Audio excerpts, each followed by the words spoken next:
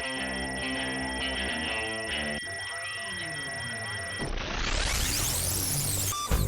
what's up, everybody? Welcome to Comic Book Club. I'm Alex. I am Pete. And Justin is still away, but in lieu of Justin, we have a speed round. Speed round! So, Pete, you want to kick it off? I would love to. Thank you very much. You're welcome. Spoiler. So, hey, 70 years. Marvel did it. Amazing Spider-Man number 602. It's all over. Spider-Man's dead. It was a great run. I feel like as a character, you really saw him go through so much. A lot of turmoil, a lot of stuff you could relate to. He was one of the great characters of our time. I really think that Spider-Man will be held up as one of the most amazing superheroes ever. It's sad to see him go, but he ate it. You get dunked in a tank that eats away at your skin and skeletons and flesh. You can't survive that. You can't survive that. So. I love that you're making fun of the fact that they're like, oh, you think Spider-Man's dead? When every single issue you're like, oh my god, the Punisher might be in trouble now. Oh no, what's going to happen to Wolverine? Will he heal from this? At least you're actually doing a better impression of me. Normally when you guys do an impression when I'm not around, it's everything, me, Pete, crush, So, thank you. At least giving me a little, when were you going to do the impression of you? Because it just all seems kind of even across the board. I didn't really notice. Hey, this is a speed round. Let's, Okay. Angel, Only Human #1. I really enjoyed this first issue. I'm obviously a sucker for all the Angel and all the Buffy stuff. But there's good art in here from David Messina. Scott Lobdell is writing it, and he jumps right into the Angel universe very well. This is about Illyria going home to visit her parents for a funeral and what it means to be human. And I think it's very cool. I'm really looking forward to the rest of the series. I saw that and I was like, oh man, Alex is going to love that issue. I'm definitely not going to buy it, but Alex is going to love it. Man, you are sassy today. G-Man #1. This is just cute fun. You can tell by the cover. It's fantastic. It's great. But what's really great about this issue, in the back, there are all these smaller, kind of like 1 or 2 page strips of stuff. They're just so awesome. Very cool, very creative. I would say pick it up for that, if anything else. There you go. Genext United at #4. I don't know if it's just me, but between this and X-Men Forever, I would kind of say that Chris Claremont is a little bit of a second win, a renaissance, if you will. Wow!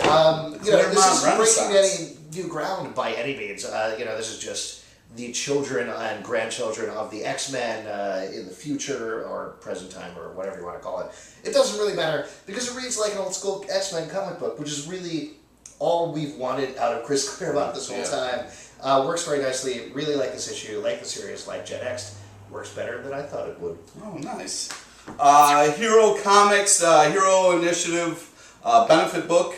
No real #1 or anything. It's just it's a benefit book. It has a lot of different artists doing art, and the proceeds go to the Hero Initiative, which is a pretty cool thing. If you don't know about it, check it out. But this book is definitely worth picking up.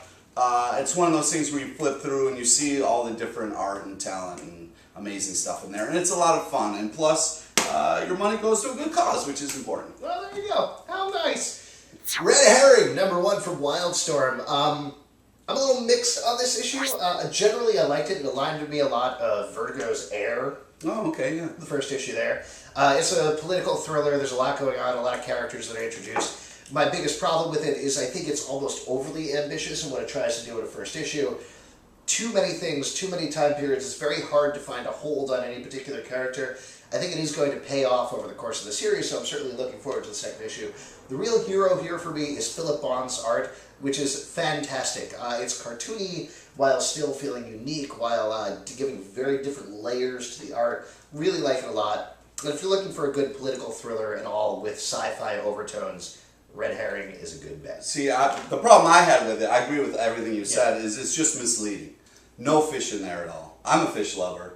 I was excited to pick it up. Yeah, that's where you get all your brains from. Okay. All right. We're getting really personal. What did I mean by that? Did I mean he's smart, or was I insulting? Yeah, I think we all know you were insulting. No, I wasn't. All right. Uncanny X-Men number 514. I just don't believe you eat fish. I love fish. Yeah. Like Gordon's? No, Do you like a nice fried fish? Do you like fish sticks? No, actually, those are kind of freaky. Oh man. But I do love like a nice blackened mahi-mahi. Very enjoyable. Do you like it in your mouth? It doesn't work as well. All right, go on. There's a lot going on inside that brain of his. Sometimes it works, sometimes it's awkward. So finally, the Utopia thing paying off. This is actually a good issue. It's the first time I thought to myself, really? All right, now we got an event. Wailing on each other every single issue except for this one, which is, all right, let's look at each other and plan. This is the first issue I liked, so. You like plans better than whacking now. Interesting. No. Army of Darkness, Ash Saves Obama, #1. Boy, this was better than I thought it would be. How many comics can we get with Obama on the cover? Here's the thing. This comic is all about, geez, how many comics can we get with Obama on the cover? Which is the thing I like about it. It's completely 100% self-aware, and I do think it's work. It's set at a comic book convention where people are trying to truck in Obama comics merchandise. And then all hell breaks loose. I think it works very well. The end. All right. The Walking Dead #64. Wow. This issue has one of the best last pages I have seen in a long time. I mean, I read the last page and I was just like, oh my God, yes. It's on. It is go time. People are pissed. I'm loving it. I cannot wait for 65. Oh, it's going to be great. It is going to be fantastic. What about 4 issues from now? Can you wait for that?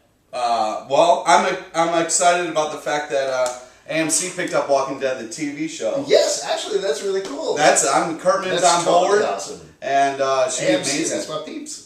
Oh yeah, you and AMC real tight. Yeah. Why don't you get us a show instead of doing this garage band bullshit? Well, I'm getting myself a show. Oh, that seems fair. Yeah, it is. Well, you guys can get me coffee or something. Blackest Night Batman, #1. Justin's actually off getting me coffee right now. All right. All week long. Blackest Night Batman, #1. Boy, this was good. Again, this is another, I thought it wasn't going to be that great. I thought it was going to be kind of an unnecessary Black Skies event. You guys know what I'm talking about. But this good art, in particular Adrian Saff, who I don't know how to pronounce his name, but he worked on the first Dresden Files series. And his art was not particularly good. It was okay. No. There was a lot of cramped panels, and there was some weird body stuff. cramping of the panels. I do not like a cramped panel. I like a nice wide panel. I get panel strophobia. Art here is great. Really good for the characters. Really well done. I enjoyed it across the board. Plus, a really fun. Fun is actually it's a tying in of worlds for. It works really well. Event. Peter Tomasi picks it up without missing a beat. I think this is great. Picked up. Plus, Boston brand. Awesome. Yeah. I was really surprised how much I like that book. All right, this was a fantastic series. The Killer, issue 10 of 10. Really cool, well done series about surprise, a killer, a hitman, and how you once you're a hitman, what do? Do you just get killed on the job and that's it, or can you have a life? And you get killed on the job and that's it. Oh well, I answered that. No, that's not what this deals with. It's a little different from what Okay, no, but that's pretty much it. I mean, I asked you a question. You were asking. Do I get to finish what I want to talk about? No, I answered your question. I think it's fine. Yeah, great. What did you think of the issue? No, I guess it doesn't matter. I think. Okay. I thought the issue was fantastic, actually, and I thought the whole series was great. The art really set the tone for it. It's pretty cool. It's a lot of action, but it's also smart. Nice. Last but not least, Starstruck, #1. I don't know what was going on in the first half of this issue. Second half of the issue is a lot of fun. If you like movies, this is your book. Yeah, I was going to say, you didn't know what was going on because you were just... Did you just sing Tatas? Tatas. Wow. Comicbookclublive@gmail.com. I don't know what else. Twitter.com/comicbooklive. Great transition. Popcultureshop.com/cbclub/Tatas. iTunes, Comic Book Club Live, Ties. Pete, tell them where they can see our Ties live. Oh, man, you're married. And you got a kid on the way. I mean, what are you going to say to your kid? I'm going to be like, listen, there are ties out there, and you got to be careful. If you're ever in New York City on a Tuesday night at 8 o'clock, we'd love to see you at our live show. And we'd love to see your ties. No, we wouldn't. We just lost all of our female fans. Sorry about that, female fans. Sorry, Elizabeth Amber. Anyways, live show. It's a lot of fun. You should come check it out. You can win $25.